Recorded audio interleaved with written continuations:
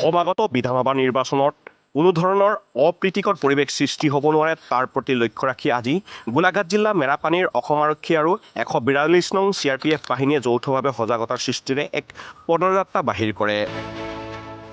মেৰাপানী খেলপথাৰৰ পৰা নৱগ্ৰাম, নাৰায়ণপুৰ, মেৰাপানী টাউন হৈ আৰু কেইবাটাও অঞ্চল সাঙুৰি এক বৃহৎ পদযাত্ৰা বাহিৰ কৰা পৰিলক্ষিত হয়। এই সজাগতা সৃষ্টিৰ জৰিয়তে মেৰাপানীবাসী সকলো ৰাইজক নিৰ্ভৰ মনেৰে ওলাই আহি ভোটদান কৰিবলৈ আৰু অভিলেখ ভোটদানেৰে অসমৰ সুনাম গঢ়াত সহায় কৰিবলৈ আহ্বান জনায়। উল্লেখ্য যে এই পদযাত্ৰাৰ নেতৃত্ব বহন কৰে 142 নং CRPFৰ কামাণ্ডেণ্ট আৰু মেৰাপানী থানাৰ ভাৰপ্ৰাপ্ত আৰক্ষী বিষয়াই।